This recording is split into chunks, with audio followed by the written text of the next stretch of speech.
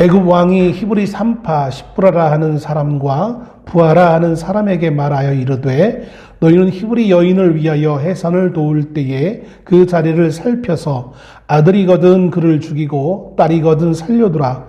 그러나 산파들이 하나님을 두려워하여 애굽 왕의 명령을 어기고 남자 아기들을 살린지라. 애굽 왕이 산파를 불러 그들에게 이르되 너희가 어찌하여 이같이 남자 아기들을 살렸느냐.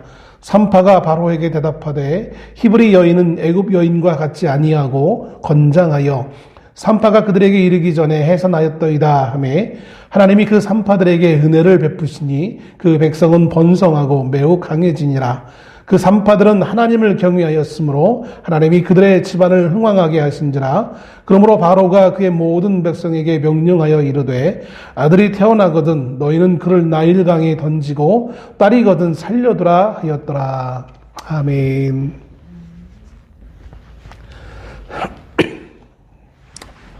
한 주간 동안 평안하셨습니까? 참 희한한 것 같아요. 제가 지난 목요일 날 밤을 꼬박 새면서 아파가지고 너무 얼마나 발등이 아픈지 통증이 꼬박 샜거든요. 거의. 근데 약 한 번 먹으니까 또 희한하게, 아직 근데 다 난 건 아니지만 언제 아팠느냐 할 정도로 참 희한한 어떤 그런 모습을 경험하게 되어집니다. 오늘 본문에 애굽 왕이 십브라라는 여인과 아마 부하라는 여인이겠죠. 산파니까 두 히브리 산파를 불러서 명령하는 것으로 본문이 시작합니다. 어떤 이들은 이 본문을 이렇게 이야기합니다. 히브리 산파라고 해서 이 여인들이 과연 히브리 사람이었을까 아니면 다른 나라 사람이었을까?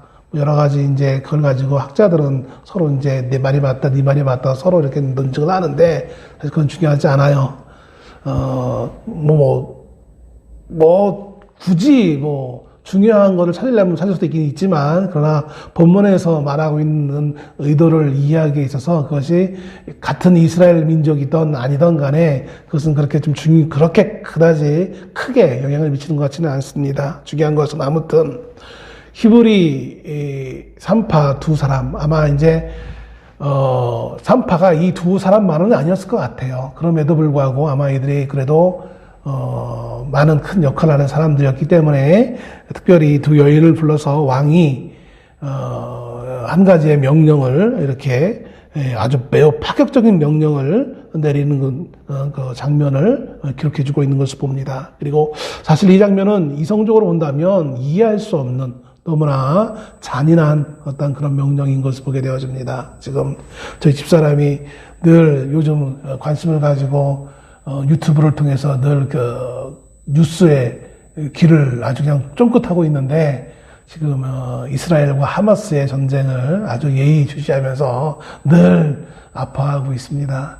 많은 아이들이 전쟁 가운데 어른들의 잘못된 선택으로 인하여서 많은 아이들이 정말 죽음을 당할 수밖에 없는 현실의 모습을 보면서 우린 이스라엘 하면 상당히 긍정적으로 이스라엘을 바라보지만 물론 그렇다고 해서 이스라엘이건 하마스건 누가 더 옳으냐라고 하기에는 그거는 정말 판단하기가 쉽지 않은 것이고 모든 것을 정치적 이념과 모든 것을 다 떠나서 어린 아이들을 전쟁 가운데 그렇게 목숨을 잃게 만드는 것은 사람으로서 할 짓은 아니라고 생각되어집니다. 그것이 그 어떤 정의로운 목적을 갖다 붙인다 할지라도 그것은 올바른 것은 아니지 않는가라는 생각을 해보게 되어집니다. 오늘 본문의 애굽 왕도 히브리 산파 두 여인에게 이제 갓 태어나는 어린 아이를 죽이라고 하는 이 명령을 내리는 이 장면은 사실 매우 잔인하고 야만적이고 충격적인 그런 내용일 수밖에 없는 것을 보게 되어집니다. 우리는 이 애굽 왕이 내리는 이 명령을 어떻게 그동안 이해를 했냐면 이스라엘의 번성을 두려워했기 때문에 왕이 이렇게 명령을 내렸다라고 이렇게 이해하고 있습니다. 물론 이것은 본문 앞에서 전개된 사건에 기반하고 있습니다. 실제로 본문 앞에 12절 말씀해 보면 이스라엘 자손으로 말미암아 근심하여 이스라엘 자손에게 이를 엄하게 시켰다라고 기록해 주고 있는 것을 봅니다. 얼마나 이스라엘 백성들이 그 숫자가 많아졌는지 애굽의 왕이 두려움, 애굽의 왕과 귀족들이 두려움을 느낄 정도로 히브리인들은 매우 건강했던 것 같습니다. 지금도 이스라엘 사람들이 주변에 있는 모든 중동에 있는 모든 그 많은 나라의 국가들과 대등하게 싸울 수 있는 것도 어떤 그런 모습이 아닐까라는 생각을 해보기도 해요. 다른 면은 없잖아 있지만 아무튼 고대에도 이 애굽 시대에도 애굽 군대가 두려움을 느낄 정도로 애굽에도 분명히 군수가 있었을 것임에도 불구하고 애굽 왕이 두려움을 느낄 정도로 이스라엘의 그 숫자는 매우 많아지는 현실적인 상황을 애굽 왕은 두렵게 여겨서 매우 고심했던 것 같습니다. 그래서 우리가 왜 1장에 보면 왕이 이스라엘 백성들에게 매우 힘든 노역을 시킵니다. 그래서 열심히 낮에 성을 쌓는 일들 그런 것들 힘들게 시키면 이 백성들이 이제 힘을 다 쏟아버리기 때문에 연약해지고 그리고 이제 가자마자 잠자리에 들 수밖에 없는 어떤 그러한 상황들, 그래서 아이를 더 낳을 수 없는 그런 지경에 만들기 위한 여러 가지 정책을 피는 어떤 그런 것을 보게 되어지죠. 그런데 왕의 기대와는 다르게 여전히 이스라엘 백성들은 점점점 더 강성해지고 번성해지는 것을 성경은 기록해주고 있는 것을 보게 되어지죠. 그래서 이제 오늘 본문을 시작하면서 그 정책이 실패하니까 그 다음 정책을 펼친 것이 태어나는 아이들을 죽이는 것이다 라고 우리는 보편적으로 그렇게 해석해 왔습니다. 사실 고대 국가에 있어서 이 노동력이라는 것은 매우 중요한 것이었습니다. 두 분야에서 중요한 것이죠. 하나는 이제 군사 측면에서, 또 하나는 노동력, 건설력 측면에서 매우 중요합니다. 군사적 측면이 중요하다는 것은 깊이 설명할 필요도 없이 당연히 나라를 지키기 위해서 군인이 있어야 되고, 군인은 과거에는 거의 대부분이 오늘날 같이 첨단 무기가 있는 것이 아니기 때문에 일단 머리 숫자가 많아야 되는 것은 지극히 당연한 것이었어요. 그래서 제국 정도가 되어지는 나라라면 그 군인이 숫자가 매우 많아질 수밖에 없는 그래야만 주변의 주변 나라를 에서 자기 나라를 지키거나 아니면 더 나아가서 주변 나라를 침략하여서 주변 나라의 것을 빼앗아서 번영을 누리는 것이 지극히 당연한 어떤 요소였던 그런 시대였기 때문에 군사력을 유지하기 위해서는 숫자가 일단 많아야 되는 것은 당연한 것이었습니다. 또 반면에 또 다른 측면, 이 건설 측면도 마찬가지예요. 오늘날 같이 과학이 발달해가지고 기계를 많이 사용해서 뭔가를 도로를 깔고 혹은 건물을 짓는 그 모든 것은 기계로 할 수 있지만 과거에는 그런 게 아니었잖아요. 모든 것을 다 사람의 힘으로 해야 했단 말이에요. 그러다 보니까 사람이 많아야 되죠. 동양에도 보면 중국 같은 나라에 보면 대운하를 만들기 위해 수많은 사람이 동원되어지고 수많은 사람이 죽었다라는 기록이 있는 것처럼 동서양을 막론하고 백성의 숫자가 많은 것은 매우 중요한 사실이었던 것을 보게 되었습니다. 그러나 또한 그거 중요한 것인 만큼 이건 동전의 양면처럼 긍정적인 측면과 부정적인 측면이 다 있는 거예요. 그 많은 백성들이 왕의 명령을 잘 따르는 충성된 사람들이라면 왕의 입장에서는 정말 더 이상 바랄 것이 없겠죠. 그런데 반면에 그 많은 백성들이 왕의 명령을 거부하고 늘 구테타나 생각하고 있고 어떻게 하면 저 왕과 귀족들을 쫓아낼까 이런 생각을 하고 있는 백성이 많다면 통치자 입장에서는 두려운 상황일 수밖에 없겠죠. 그러니까 꼭 필요하지만 반면에 필요한 만큼 또 위험의 요소도 있는 것이 백성의 많은 숫자가 아닐까. 더군다나 오늘 본문에 나와 있는 바로 애굽의 왕은 이 이스라엘은 자기 민족도 아니고 다른 타 민족의 식구들이니까 더 두려움을 느낄 수밖에 없는 것을 보게 되었습니다. 그럼에도 또 그들을 필요하기에 이러지도 저러지도 못하는 상황에 처한 것이 애굽 왕과 또 애굽의 많은 신하들의 권력가들의 현실적인 모습이 아니었을까라는 생각을 해보게 되었습니다. 그래서 나중에 보면 이제 모세가 이스라엘 백성들을 좀 하나님의 명령에 따라 나오게 하려고 했을 때 애굽 왕이 그것을 반대하잖아요. 단지 오늘 본문에 말씀 있는 것처럼 두려워하는 어떤 것으로만 끝났다면 그래 기회는 이때다. 그래 나가라고 했을 텐데 나가지 못하게 하는 것은 두려운 요소도 있지만 또 때로는 필요한 요소도 있기 때문에 이러지도 저러지도 할 수도 없는 그러한 어떤 딜레마가 있는 것을 보게 되었습니다. 그런 가운데 그럼에도 적절하게 그것을 유지하자 이런 측면에서 백성의 숫자를 좀 줄이려는 명목하에 더 힘든 노동을 시켰지만 그 효과가 별로 없었던 거예요. 그래서 취한 정책이 이제 태어나는 아이들을 죽이자. 근데 사실은 우리가 성경이 왜 직접적으로 정말 그 목적으로 이렇게 죽이라고 했는지 성경은 설명하고 있지 않아요. 다만 정황상 앞에 정책이 실패했으니까 두 번째 정책으로 이렇게 나온 것일 것이다 라고 우리가 유추해서 그것을 받아들일 뿐이에요. 아마 이것은 유대인들도 마찬가지였을 것 같아요. 이거를 그 상황에 직면했던 유대인들 또 그 이후에 후손들이 이때 당시의 역사를 바라보면서 왜 이런 일이 일어났을까라고 아마 생각을 하게 되어지죠. 그러면서 유대인들은 좀 다르게 평가했던 것 같아요. 성경은 우리가 갖고 있는 성경은 한글 성경이잖아요. 근데 원래 성경은 히브리어로 써졌습니다. 그런데 히브리인들이 히브리 말을 잘 했으면 참 좋겠는데 많은 역사의 그 흐름 가운데 때로는 흩어지기도 하고 여러 가지 그런 불우한 시간을 보내면서 어떤 때는 히브리 말을 잃어버렸던 그런 시절도 있었어요. 그래서 이스라엘 사람이었지만 이스라엘 말을 말은 하는데 글자를 쓸 줄 모르는 그런 시대도 있었어요.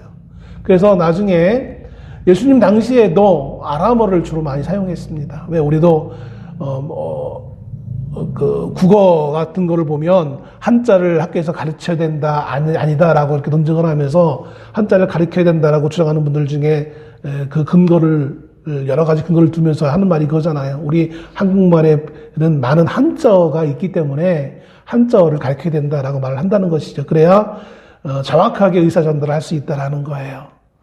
그것처럼 이스라엘도 오랜 시간 문자가 있었긴 했지만 어느 순간은 잃어버린 순간도 있었고 그래서 말을 표현할 수 없으니까 그 중동 지역에 주로 많이 사용했던 아람어라는 것을 한동안 사용했던 그런 적이 있습니다. 그래서 아람어로 된 성경을 이제 번역해서 사용했던 적이 있는데 약 8세기경에 아람어 성경을 번역하면서 성경 본문만이 아니라 주석을 달아놨어요.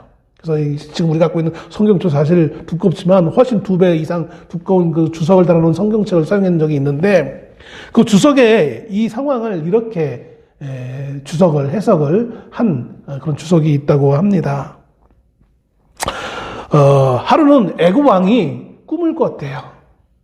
애굽 왕이 꿈을 꿨는데 큰 저울이 있는데 저울 양쪽에 한쪽에는 애굽의 지도가 있고 한쪽에는 양 한 마리가 있더라는 거예요. 그러면 애굽 전체가 무겁겠습니까? 양이 무거워야 되겠습니까? 애굽이 당연히 한 나라인데 한 나라와 양 한 마리의 그 무게는 비교할 수가 없잖아요. 그런데 어디가 무겁냐면 양쪽으로 이 저울이 기울어진 거예요.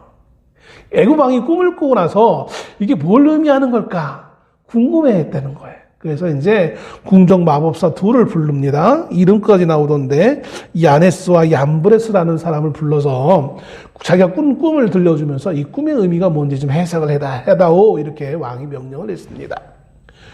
이 궁정 마법사가 가만히 왕의 꿈을 잘 듣고 해석하기를 왕이여 이것은 언젠지는 모르겠지만 이스라엘 민족 가운데 애굽을 정복할 한 아이가 태어나서 애굽을 다스릴 것을 미리 꿈으로 보여준 것입니다. 이렇게 해석을 했다라는 거예요. 그럴듯하지 않습니까? 양이라는 것은 이스라엘이 처음 야곱이 예전에 400년 전에 애굽에 들어갈 때 그들의 직업이 목동으로 들어갔잖아요. 유대인들은 늘 양을 치는 민족으로 애굽인들은 이해하고 있었단 말이에요. 늘 오늘 본문에 나와 있는 말씀과도 정말 연결되어지는 게 왕이 두려워했단 말이에요. 이스라엘 민족이 만약 더 강정해져서 다른 민족과 합해서 우리 민족을 괴롭히면 어떻게 할까? 너무나 그 시대적인 상황과 맞아떨어지는 야곱과 요셉이 그때 이스라엘 조상이었던 야곱과 요셉이 400년 전에 애굽에 들어올 때 애굽의 바로 왕이 꿈을 꿨던 그런 모습과 이제 400년 후에 또 다른 시대를 뛰어넘어 왕이 꿈을 꿨는데 묘하게도 이스라엘 백성들과 연결되어지는 그런 꿈을 꾸게 되어지고 그래서 애굽 왕이 너무나 두려움에 떨었다는 거예요. 분명히 누군지 모르겠지만 앞으로 태어날 누군가 중에 이건 마치 우리가 마태복음에 나온 헤롯 왕이 꿈꿨던 것처럼 동방의 박사들이 와가지고 말한 거에서 그 아이들을 죽인 것처럼 똑같은 유사한 장면이 여기 등장한다는 겁니다. 이게 실제인지 아닌지는 알 수는 없지만 아무튼 아람어 성경 주석에 그것이 이렇게 주석이 달려 있다는 그런 기록이 있는 것을 보게 되었습니다.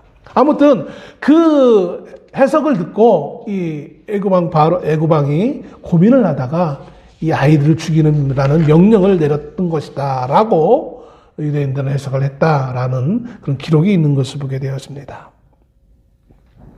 아무튼 그래서 그랬는지 아니면 정말 그런 꿈은 없었어도 좌우지간 이스라엘이 위협의 대상이었기 때문에 그랬는지 아무튼 바로는 애굽 왕은 두 히브리 산파를 불러다가 오늘 명령합니다. 16절에 이르되 너희는 히브리 여인을 위하여 해산을 도울 때에 그 자리를 살펴서 아들이거든 그를 죽이고 딸이거든 살려두라. 사실은 아이들을 죽인다라는 것은 지금 당장의 효과가 나타나는 게 아니잖아요. 노동력을 줄이고 좀 두렵기 때문에 좀 경계해야 되는데 앞으로 30년, 최소한 20년, 30년 후의 것을 대비해서 아이를 죽인다는 것은 조금 그래요. 논리적으로 본다면 어거지로 이해한다면 이해할 수는 있지만 지금 당장 애굽 왕이 두려움을 느끼는데 30년 후에 있을 일을 왜 미리 그렇게 걱정할까라고 해서 방금 말씀드린 어떤 그런 아람어 번역에 있는 그것이 일리가 있기도 하겠다라는 생각도 들어요. 그건 중요한 건 아니지만 아무튼 바로는 두 히브리 산파에게 아이를 죽여라라고 명령을 합니다. 그런데 본문 16절에 이런 말씀이 있죠. 그 자리를 살펴서. 이것은 우리 번역에 좀 의역을 한 거예요. 사실 그 자리를 살펴서라는 이 문장의 단어는 원래 의미는 두 개의 돌들이에요. 두 개의 돌들. 두 개의 돌들 사이를 보라는 거예요. 이게 무슨 의미냐? 고대 사회에서 사용되었던 산모를 위한 분만대였어요. 그러니까 고대 돌 두 개, 아니면 말군 모양 같은 그 돌을 준비해가지고 거기서 산모가 아이를 이제 낳을 수 있도록 보조할 수 있는 지금처럼 침대 혹은 의자 이런 의자 역할을 하던 그것을 의미하는 거예요. 그래서 이거를 해석하기가 좀 두 돌들이라고 하면은 이게 뭐야? 우리는 그 문화에 익숙하지 않으니까 그럴 수 있으니까 이걸 좀 의역해서 자리를 살펴서라고 이제 의역을 했는데 너무 이제 그 단어와는 맞지 않는 건데 결국 이게 왜 이렇게 의역을 했냐면 그러면 돌들과 자리를 살핀다는 게 맞지 않잖아요. 근데 왜 이렇게 의역을 했냐면 결국 두 돌들 사이에 이제 산모가 앉아가지고 아이를 낳는데 그러면 그 아이가 나올 때 그 아이가 남자인지 여자인지 알 수 있는 사람은 누구입니까? 누구만 알 수 있어요? 산파만 알 수 있는 거예요. 나온 다음에 그 아이를 들어서 다른 가족들을 보여주기 전에는 산모는 고통 가운데 있으니까 살펴볼 여유도 없고 이게 가려져 있기 때문에 이 아이의 성별을 구분할 수 없는 거예요. 그러니까 유일하게 이 산파만 그 돌들 사이에서 나오는 그 아이의 성별을 구별할 수 있기 때문에 아주 은밀하게 행동을 하는 거예요. 그러니까 은밀하게 살펴서라는 것은 아주 은밀하게 행동하라. 누가 보지 못하도록 은밀하게 남자이면 죽이고 그렇지 않으면 살려라 라고 왕이 산파들에게 명령하였던 것입니다.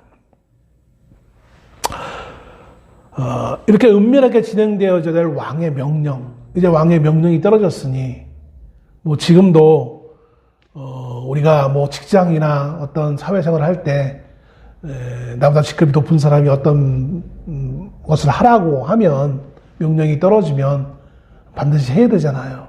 근데 고대 사회에 더군다나 갑 중에 갑인, 최고 갑인 왕이 명령을 했는데 감히 더군다나 히브리 별 볼 일 없는 산파가 그 명령을 어떻게 따라야 되겠습니까? 따르지 말아야 되겠습니까?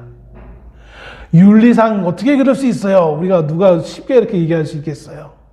왜요? 윤리는 법은 저 멀리 있고요. 법보다도 앞서는 왕의 서슬퍼른 그 명령인데 그 왕의 명령을 어겼다가는 무슨 일이 일어날지 장담할 수 없는 거잖아요.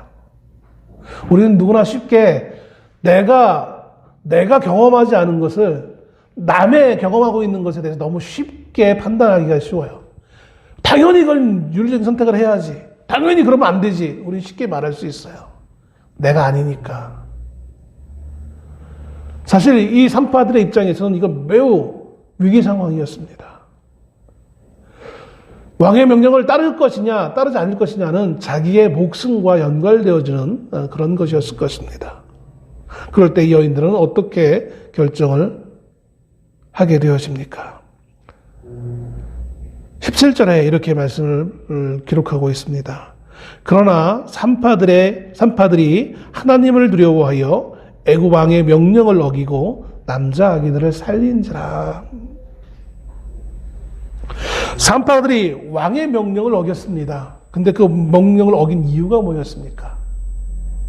도덕적으로 올바르지 않기 때문에 그거 아니었어요.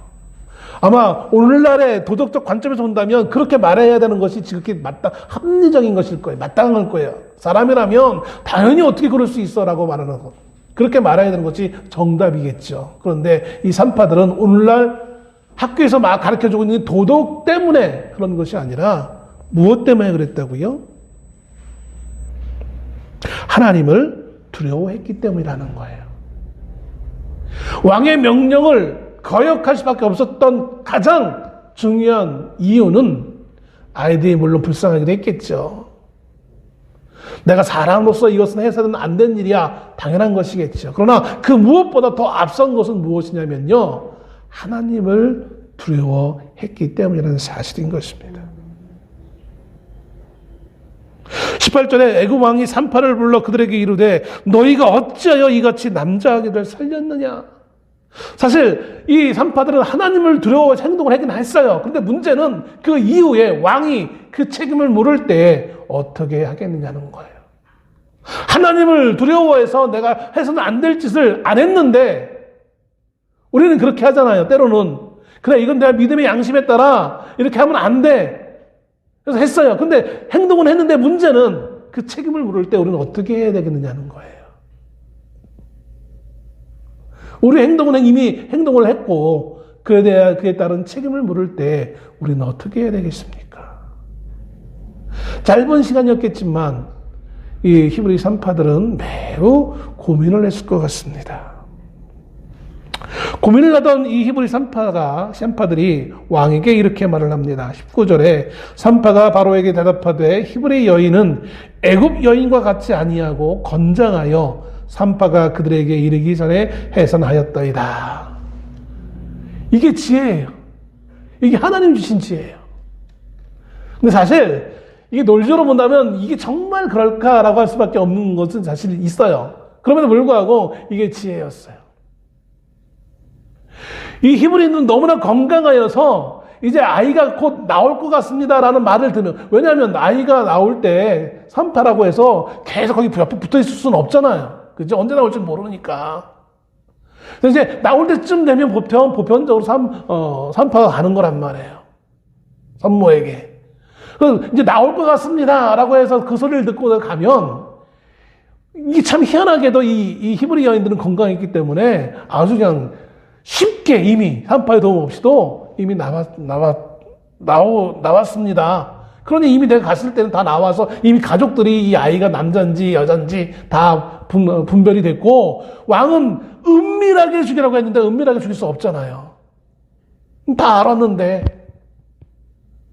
그러니까 나는 왕의 명령을 지키기 위해서 못 죽인 겁니다. 두 가지 의미가 있는 거예요. 예? 이미 태어났으니까. 또 그리고 왕의 명령을 지키기 위해서. 예? 그렇지 않아요? 왕의 명령, 어떻게 보면 왕의 명령을 어긴 게 아니란 말이에요. 은밀히 죽이라고 했는데 은밀히 죽일 수 있는 상황이 아니었으니까 난 못 죽였습니다 라는 거잖아요. 그럼 어떻게 보면 왕의 명령을 어긴 것이 되지 않는 것일 수 있는 것이죠. 사실 이게 참 먹칠스러운 것은 한두 번은 그럴 수 있지만 또 매번 그럴 수 있겠어요. 그죠? 근데 이게 통했어요. 왜 그랬을까요? 이게 하나님의 지혜를 통해서 이 여인들에게 왕에게 말할 수 있는 지혜를 허락하신 거예요. 시편 111편 10절에 이렇게 기록합니다. 여호와를 경외함이 지혜의 근본이라 그의 계명을 지키는 자는 다 훌륭한 지각을 가진 자이니 여호와를 찬양함이 영원히 계속되리로다. 여호와를 경외함. 아까 왜 이 여인들이 왕의 명령을 어겼다고 했습니까? 하나님을 두려워했기 때문에. 하나님을 두려워한다는 건 다른 말로 표현하면 성경에 뭐라고 표현하냐면 경외라고 표현하고 있어요. 하나님을 경외함이 지혜의 근본이다라고 말하고 있는 것이죠. 하나님은 하나님을 경외하는 자에게 지혜를 허락하고 있음을 말씀해 주고 있습니다. 잠언서 8장 13절에도 여호와를 경외하는 것은 악을 미워하는 것이라 나는 교만과 거만과 악한 행실과 패역한 입을 미워하느니라. 내가 착하기 때문에 악을 미워하는 것이 아니라 나쁜 것은 당연히 이 땅에서 없어져야 될 것이기 때문에 그것을 거부하고 미워하는 것이 아니라 여호와를 경외하기 때문에 하나님을 두려워하기 때문에 내 주변의 그 모든 악한 것을 끊어버려야 된다는 사실을 말해주고 있는 거예요. 겉으로 보면 똑같이 악을 미워해요. 근데 악을 미워하는 이유가 달라요. 세상은 그것이 단지 악하기 때문에 악한 것이라고 생각되기 때문에 그건 윤리적으로 맞지 않다고 생각하기 때문에 미워해요. 근데 믿음의 사람들은 그것이 내가 하나님을 경외하기 때문에 그 악한 것을 미워하는 거예요. 그 악을 하나님과 도무지 악이라는 것은 어두운 빛과 함께 할 수 없는 것이기 때문에 우리는 그 어두움을 멀리해야 되는 거예요. 근데 단지 어두움이기 때문에 미워하는 사람들, 세상 사람들은 때로는 그 어두움을 어두움이라 생각하지 않을 때가 있어요. 그래서 그 어두움과 타협하게 되어지는 것이죠. 과거에 독재 정권과 싸웠던 사람들이 어느 순간 기득권이 되어져 가지고 독재 정권에 있던 사람들과 똑같은 행동을 하는 이유는 여기에서 오는 거예요. 타협하게 된다는 것이죠. 그러나 믿음의 사람들은 어두움과 결코 타협할 수 없는 것입니다. 왜냐하면 하나님을 두려워하기 때문에 그런 거예요. 우리가 어두움과 타협한다는 것은 우리가 하나님을 두려워하지 않는다라는 결과와 같은 것입니다. 출애굽기 1장 1절에 첫 단어가 어떤 단어인지 아십니까? 우리 출애굽기 한글 성경은 야곱과가 첫 단어잖아요. 근데 원래 히브리 성경은 이게 첫 단어가 아니에요. 우리는 이것을 출애굽기라고 이름을 불러요. 사건 중심이죠. 사건 중심이에요. 애굽에서 나온 출애굽. 근데 원래 히브리 성경은 첫 단어가 베엘레 쉐모트라고 해가지고 이것이 이름들이다 해요. 히브리 성경은 베엘레 쉐모트예요. 책명이. 이것이 이름들이다라는 이것은 그렇게 하면서 이제 야곱의 아들들의 이름이 쭉 나열되어지고 있죠. 결국 이것은 출애굽기가 중요하게 여기는 것은 출애굽도 물론 중요하지만 더 중요하게 보고 있는 것은 이름들이에요. 이름. 이름과 연관되어지는 것을 매우 중요하게 여기고 있다라고 말하고 있는 거예요. 그렇기 때문에 여기 출애굽기에 나와 있는 이름들은 매우 중요해요. 애굽에 처음에 들어갔던 그 조상들의 그 이름, 그리고 거기서 나오게 되어진 모세와 함께 같이 나오는 그 족장들의 이름, 왜 그렇게 발음하기도 힘든 이름들이 왜 이렇게 많이 기록되어져 있느냐? 그만큼 성경에서 이것을 중요하게 여기고 있는 거예요. 왜 중요하게 여길까요? 곧 말씀드리겠지만 바로 하나님을 두려워하는 사람들이기 때문에 그런 거예요. 그런데 이름을 중요시 여기고 있는 이 출애굽기에 참 이상하게도 누구의 이름이 기록되지 않고 있느냐면 이 당시 가장 이 지역에서 가장 높은 위치에 있는 사람의 이름이 기록되어 있지 않아요. 누굽니까? 애굽의 바로왕. 그런데 가장 천하디 천한 사람이라고 할 수 있는 산파의 이름은 기록되어져 있어요. 왜 그럴까요? 여러분, 보편적으로 세계 어떤 책이든 높은 사람의 이름은 그래도 형식적으로라도 기재하게 되어지잖아요. 왕의 이름 정도는, 지도자의 이름 정도는, 그 사람이 악한 자건 선한 자건 간에 이름이 기록되어져야 되는 거예요. 가난한 자고 세상으로부터 버림받은 자들의 이름은 그렇게 중요하지 않아요. 그러니까 옛날에 우리 조상들도 이름, 종들 이름 대충 4월 달에 태어났으면 4월이, 5월에 태어났으면 5월이, 이렇게 붙였잖아요. 그 이름이 사실 이름이긴 하지만 그게 이름입니까? 중요하지 않단 말이에요. 근데 오늘 성경은 그 왕의 이름은 기록하지 않고 산파의 이름은 기록해주고 있는 이상한 기록의 내용을 우리에게 보여주고 있습니다. 왜 그럴까요? 이것은 기준의 차이인 것입니다. 기준의 차이. 어떤 내용이, 하나님의 말씀이 성경에 어떤 내용이 기록되어질 것인가, 그 기준을 찾을 때에 세상적 기준이 아니라 하나님의 기준이 적용되어지고 있는 거예요. 세상은 당연히 왕의 이름이 기록되어져야겠는 것이 당연한 거예요. 귀족들의 이름이 기록되어지겠죠. 그런데 하나님의 성경 측에는 하나님의 사람의 이름이 기록되어져야 되는 거예요. 그 하나님의 사람은 어떤 사람이 하나님의 사람이냐? 하나님을 두려워하는 사람인 거예요.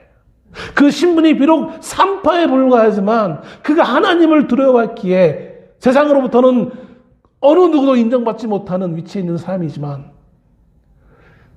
인류 최강의 나라의 왕보다도 훨씬 더 귀중한 이름으로 그 이름이 기록되어져 있는 거예요. 산파들이 한 것은 한 가지였습니다. 뭐였습니까? 17절과 21절에 기록된 것처럼 하나님을 두려워했어요. 이것이 하나님이 우리 인간들을 판단하는 기준입니다. 얼마나 옳은 일을 많이 했니? 얼마나 정의로운 일을 했니? 착한 일을 했니? 얼마나 많은 일들을 했느냐가 중요한 것이 아니라 얼마나 하나님을 두려워했는가. 다른 말로 표현하면 얼마나 하나님을 경외하였는가. 이게 하나님이 우리를 바라보는 시선인 것을 보게 되어집니다. 오늘 우리의 삶 가운데 우리가 얼마나 하나님을 두려워하며 경외하며 살 각오가 되어져 있는가. 산파들이 하나님을 두려워하는 마음으로 목숨을 걸고 히브리 남자아이들을 살렸던 것처럼 오늘 우리가 하나님을 경외하며 밥을 먹고 하나님을 경외하며 직장 생활을 하며 하나님을 경외하며 나의 할 일들을 하느냐. 이것이 하나님이 우리를 지금 바라보는 시선인 것을 보게 되었습니다. 나라를 통치라는 말이 참 그런데 나라를 운영해 나가는 대통령으로부터 이르기 한 소시민에 이르기까지 세상에서 어떤 위대한 일을 했느냐 그게 중요하지 않아요. 얼마나 하나님을 경외했느냐.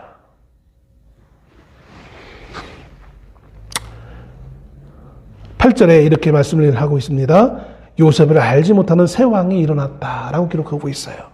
이는 단지 역사적인 사건을 나열하는 것이 아니에요. 그동안 종래에 요셉을 알지 못하는 새 왕이라고 했을 때 이것을 단지 민족이 이걸 가지고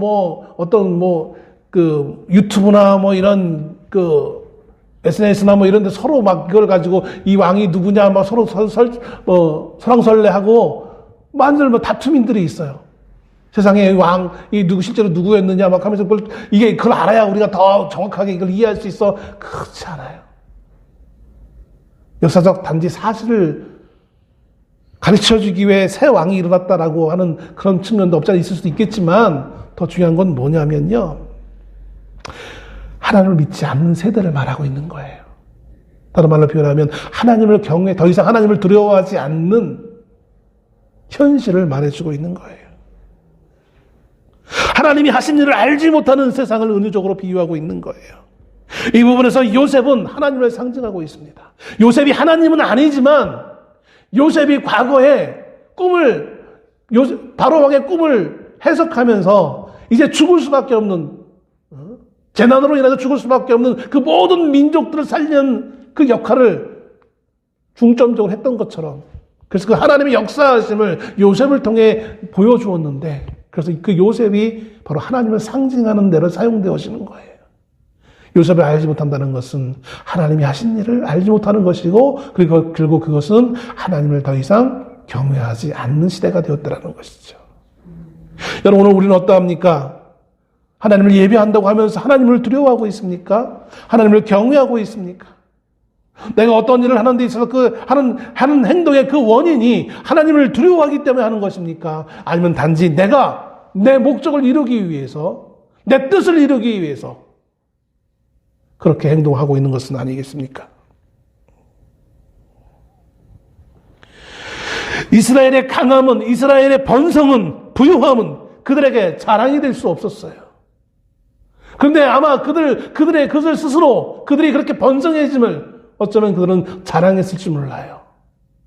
그들이 매일매일 애굽 왕과 애굽의 그 권력자들에게 노예 생활을 하고 있을 때, 비록 우리가 이렇게 노예 생활을 할 수밖에 없는 현실이지만, 우리가 숫자도 많고 어느 날 힘이 되어지면, 우리에게 정말 뛰어난 지도자가 우리 앞에 있게 되어진다면, 우리는 단합하여서 너희들로부터 언제나 벗어날 수 있어 라는 생각을 했을지도 몰라요.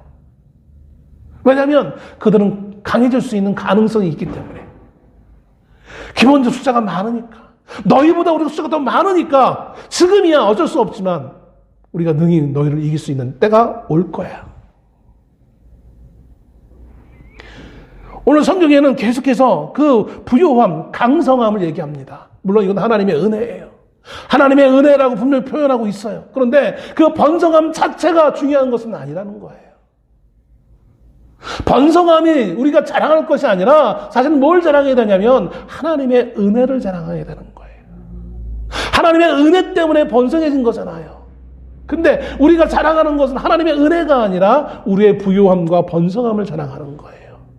한국 교회가 100년, 120년밖에 안 되는 이 짧은 역사 가운데 이 놀라운 성장을 했을 때 교회가 자랑하는 것은 하나님의 은혜가 아니라 우리가 이렇게 커졌어. 그 커짐을 자랑했단 말이에요. 이렇게 많이 모여. 옛날에 힘이 없어가지고 아무것도 못했는데 이제 우리가 힘이 생겼어. 이 사회를 주도적으로 뭔가 바꿀 수 있는 힘이 있어. 그 힘을 하나님의 은혜가 아니라 교인 숫자와 물질로 착각하고 그것을 가지고 무언가를 해보려고 하는 그런 시대가 90년대, 80년대 말 90년대 그렇게 한국교회가 그렇게 삶을 살아왔던 거예요. 수많은 사람들로부터 그러기에 교회는 외면받을 수밖에 없는 것을 보게 되었습니다. 우리의 부요함 물론 하나님의 은혜고 아름다운 거예요. 좋은 거예요. 그러나 그것이 결코 하나님의 은혜 자체보다 중요한 것은 아니었던 것이죠. 그것은 하나님의 약속이 우리에게 이루어진 것뿐이에요. 하나님의 약속이 이루어짐을 감사해야 되는 것이지 우리의 번성함을 자랑할 것은 아닌 거예요. 그것은 세상이 말하고 있는 방법이었어요. 믿는 사람들조차 세상이 말하는 방법대로 우리는 살아가고 있는 변질된 신앙인의 모습이 되었다는 사실인 것이죠. 부와 강함을 숭배했던 그 애굽인들처럼 이스라엘을 그렇게 살아가려고 했고, 그렇기에 애굽인들의 시각에 봤을 때 이스라엘 사람들은 위험 요소일 수밖에 없는 거예요. 어느 순간 너희들이 우리들과 대등해졌네?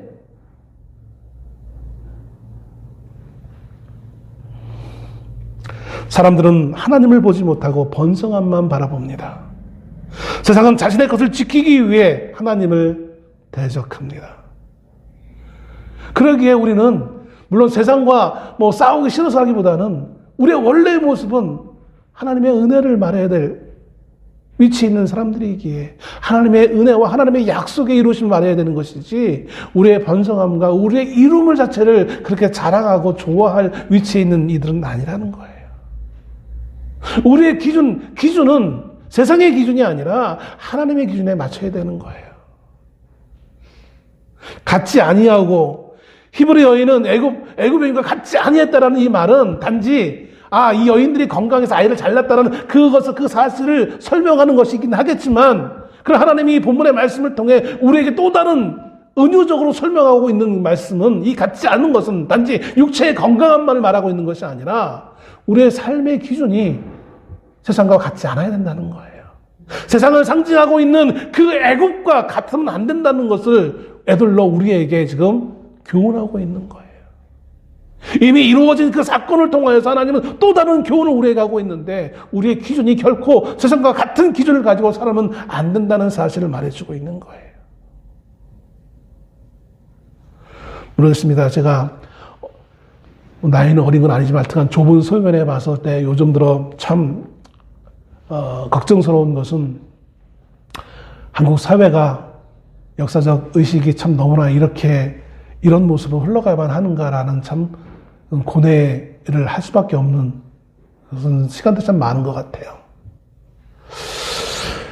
죄송합니다. 이렇게 말하면 감히 위대한 선배님들, 목사님들을 향해 제가 이럴 자격이 없지만 한때 한국 교회의 큰 어려운 사람들 앞에 정말 귀한 공동체를 세우고 그 앞에서 정말 본이 되었던 목사님, 유명한 목사님이라고 존경받던 목사님이 잘못된 역사관에 빠져가지고 이상한 행동을 하시는 걸 보면서 참 마음이 아파요. 정치적 얘기를 하면 안 되겠지만 저는 그렇게 생각합니다. 제가 보는 성경을 통해서 본 그 관점에 본다면 요즘 한국 사회를 주도하고 있는 보수적인 뉴라이트 역사관을 가지고 있는 목사님들은 예수님의 말씀과 전혀 다른 삶을 살고 있는 것이다라고 이해할 수밖에 없어요. 뉴라이트 역사관에 빠져가지고 그런 사관으로 현 사회를 바라보고 있는 그것은 결코 예수님의 기대하시는 그 사회와는 먼 것이다. 한국 사회가 자꾸 그렇게 흘러가려고 하는 그 모습을 보면서 정치적 이념과 어우러져서 참 안타까운 어떤 그런 모습을 보게 되어집니다. 우리의 기준은 세상적인 기준이 될 수가 없어요. 예수님의 가치관은 그런 것이 아니었어요. 하나님을 두려워하는 것이 있어야 되는데 세상에 말하고 있는 가치관과 똑같은 가치관을 가지고 부유함과 번성함만에만 관심을 가지고 있는 것이라면 굳이 예수님이 십자가에서 죽으실 필요가 없었어요. 세상은 약속의 자녀들에게 점점 더 무거운 굴레를 씌우려고 합니다. 세상에서 약속의 자녀들이 세상적인 가치관을 가지고 살아가기를 원하지 하나님의 기준을 가지고 살아가기를 세상은 점점 더 원하지 않아요. 우리 같이 좀 어두워지자. 같이 좀 뭔가 더러워지자. 이 땅을 살아가는 거 똑같이 별다른 거 있어. 왜 너만 그러려고 그래?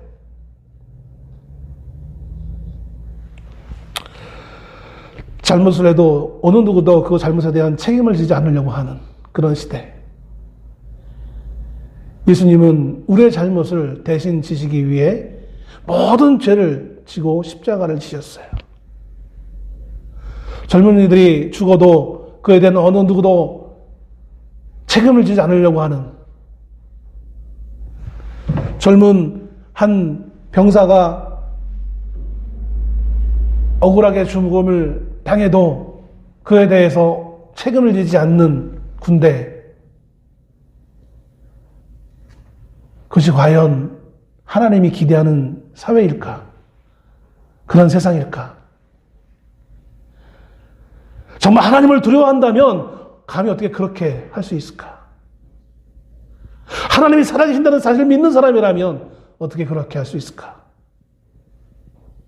히브리 여인들은, 이 산파들은 하나님을 두려워하기 때문에 자신의 목숨을 걸고 왕의 명령을 거역하면서까지 어린 아이들의 생명을 살렸습니다.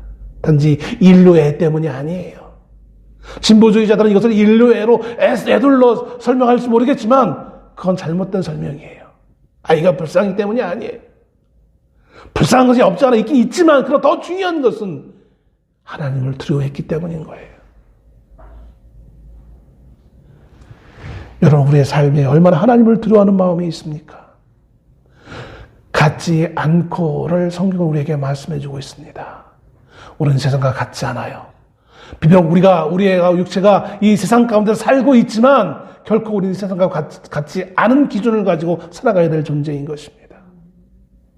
그 출발은 하나님을 두려워하는 데서부터 시작되었습니다. 내가 하나님을 두려워하는, 하나님을 경외하는 마음을 가지고 예배를 드려야 되는 것이고, 하나님을 두려워하는 마음을 가지고 직장 생활을 하는 것입니다. 하나님을 두려워하는 마음을 가지고 사회생활을 하는 것입니다. 인간관계를 맺는 것입니다. 오늘 같지 않고라는 이 말씀이 우리의 심령 가운데 들려질 수 있는 삶을 살아갈 수 있는 우리가 되어지기를 소원합니다. 우리는 이 땅에 살기 때문에 자꾸 세상과 타협하고 세상과 화목하려고 해요. 화목이라는 단어 자체는 좋잖아요. 어우러짐이라는 게 얼마나 좋아요. 서로 모난 거 없이 둥글둥글 얼마나 좋습니까? 근데 하나님은 우리가 세상과 같지 않다라고 말씀하고 있습니다. 너는 내 것이고 내 것이기에 나를 닮아야 되고 나의 기준을 가지고 살아야 된다고 말씀하고 있습니다. 하나님의 기준을 가지고 있는 사람들은 하나님을 두려워하고 하나님을 경외하는 삶을 가지고 살아가는 것입니다. 이 삶이 이번 한 주간도 유지되며 그 경외함을 가지고 살아가는 우리에게 하나님의 지혜가 주어짐을 통하여 넉넉히 세상을 이길 수 있는 그런 삶으로 살아갈 수 있는 우리가 될 수 있기를 주의 이름으로 축원합니다. 기도하겠습니다.